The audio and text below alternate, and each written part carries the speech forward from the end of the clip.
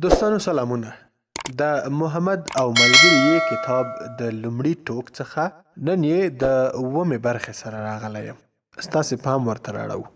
امینه د خپلې ترلې هالې سره له کوره راووتله. د بني زهرا ماشومان او نجونې ورسره دي.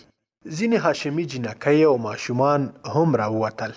د مکې په تنګو کوڅو کې روان دي. په شونډو یې خنداګانې ناڅي. څو ګامه وروسته کعبې ته ورسېدل. کورونه د حرم نه د کورنیو د مقام او شان پر بنسټ چاپېره ودان وو. د زهرا او هاشم کورنۍ له نورو عربانو څخه حرم ته ډېرې ورلنډې وې، ځکه چې دوی د عربانو مخورې کورنۍ وې. لمر څېره وهلې وه. د چاپېره غرونو په لمنو کې ودانو کورونو ته وړانګې ورسېدلې. په سپېڅلي ناو کې ژوند په حرکت راغی. خلک مخکې له دې چې په خپلو کارونو پسې ووځي حرم ته د طواف په نیت ورغلل. د زهرا د کورنۍ یو هلک لکه د لمر ټوټه را روان دی. په خپلو ګوتو کې یې خپل ویستل شوی غاښ راخیستی دی. بیا یې لرې ګزار کړ او ویې ویل: ای لمره، له دې ښه غاښ راکړه. امینې، هاشمي او زهرا نجونو او هلکانو وخندل او بیا لکه پر پرکی صفا ته والوتل. له هغه ځای نه یې د کعبې، زمزم او مکې ته د راروانو قافلو ننداره کوله. د حج موسم رانږدې شوی دی.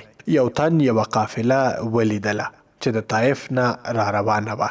له خوښۍ نه یې چیغې کړې: د عبدالمطلب قافله ده، هله کجورې او اوڅکي یې راوړل. عبدالمطلب به په خپلو شخصي پایڅو اوڅکي او کجوري رانیول او بیا به یې د زمزم په اوبو کې خوشې کول. په اوبو باندې به یې د حاجیانو له ټېل ماټېل څخه خوند او لذت اخیسته.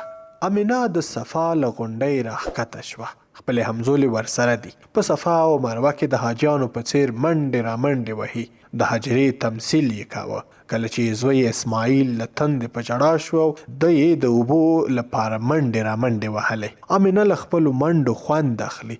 د سهار د نسیم په څېر لطیفه ده. د پسرلي د ګلونو په څېر غوړېدلې ده.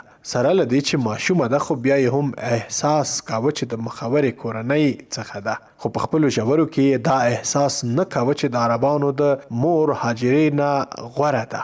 حاجرې له زمزم څخه د مکې ټولنې راټولونې ویاړ په غاړه درلود، نو له دې نه به داسې رڼا را زرغونه شي چې له مکې نه به د باندې ووځي او ټوله نړۍ به ونیسي. امینه، د بني زهره لورګانې او د هاشمیانو بچي د مکې په لور روان شول. همسیانو خپلې سرې کېږدۍ د صفا او حرم ترمنځ لګولې وې. دغه کېږدۍ له څرمنو جوړې وې، ځکه چې همسیان د محرم په میاشتو کې نه وړی ریشي، نه وژغني ریشي او نه د خټو او وژغنو کوډلو ته ننوځي. دوی د حرم ملتزم بچي دي. دوی د حرم نه چاپېره سیمې ته کوم درنښت نه لري. په عرفه باندې یې ودرېدل هم پرېښي وو، ځکه چې دغه سیمه له حرم نه وتلې ده. یوازې په مزدلفه باندې یې د ودرېدو بسنه وکړه. همسیانو به ویل: په هغه جامو کې طواف نه کوو چې ګناه مو پکې کړې وي، او نه په هغه جامو کې عبادت کوو چې ګناه مو پکې کړې وي، او نه په هغه جامو کې طواف کوو چې د الله تعالی نافرماني مو پکې کړې وي. یا به یې خلکو ته نوې جامې وړیا ورکولې او یا به یې هم په وسمنو پلورلې. بېوزلان به د کعبې نه په لغړه تاوېدل، او که څوک په کومو جامو کې طواف وکړي باید وغورځول شي، څو د پښو لاندې یا د لمر د وړانګو او یا هم د باد لاندې زړې شي او خاورې شي. امینه له خپلو همزولو سره حرم ته ننوتله. مخې ته یې مقام ابراهیم او د کعبې دروازه وه. کیڼ اړخ ته یې د زمزم کوهي و. کوهي ته یې منډې کړې چې خپله تنده ماته کړي. بیا لاړل چې له خلکو سره طواف وکړي. په کعبه کې او د کعبې شاوخوا بوتان ولاړ وو. خلکو به یې په دې موخه عبادت کاوه ګوندې الله ته یې نږدې کوي. امینه بوتانو ته د شک په سترګه ګوري، ځکه چې ابو کبشه نیکه یې بت پرستي نه منله. هغه د الشعري الغبور ستوري عبادت کاوه او دا د جوزا له ستورو څخه یو ستوری دی، او په هغو بوتانو یې ملنډې وهلې چې د ځان لپاره یې کومه ګټه او تاوان نشو رسولی، نو بل ته به یې څنګه رسولی و. بې له شکه امینې د خپلې کورنۍ له غړو د ابو کبشه د دعوت په اړه اورېدلي وو. مکه د عبادت له پړاوه د خرافت پړاو ته ختلې وه. خلکو د طبیعت د هرې پدیدې په اړه یوه اسطوره جوړوله.